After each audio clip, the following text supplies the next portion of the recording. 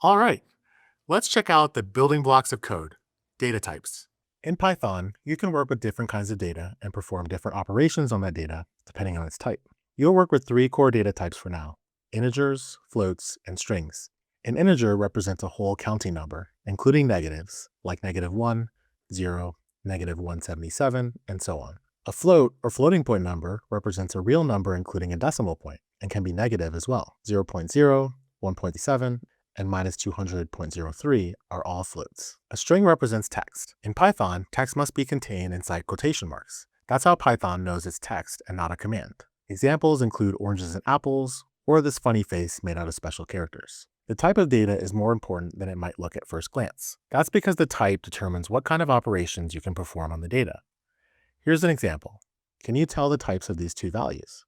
The 400 on the left is an integer, while the 400 in quotes on the right is a string. Even though they look the same to you and me, the computer thinks of these numbers differently. For example, dividing the number on the left by 2 will output 200, while dividing the string on the right by 2 will give you an error, since you cannot perform division on that piece of text. Let's see all of this in action. In this lesson, you'll work with the real-world data set of yearly library data for one library in the state of Connecticut, USA. Say you get an email from the Plainville Public Library in Hartford, Connecticut, USA.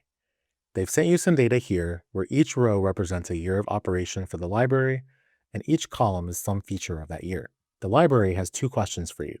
What was the total number of library visits in 2023? And what was the income per library visit in 2023?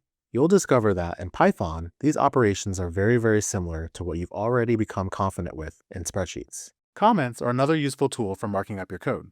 Let's start with the total number of library visits in 2023. That's the number of people times the visits per person. Multiply these two numbers like you would in a spreadsheet using an asterisk. 3.8 times 17,479. Hit Shift-Enter to run this cell, and you get 66,000 total visits. For the second task, you'll use the number you just calculated.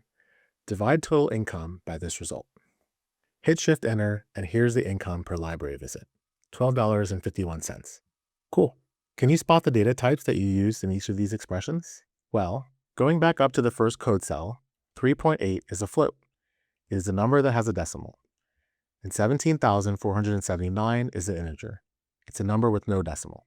So to sum up, there are three key data types in Python that you'll be working with: integers, whole counting numbers; floats, numbers with decimals; and strings, text. And you can use integers and floats in mathematical expressions as you would in a spreadsheet to do things like calculate profit or income per visit.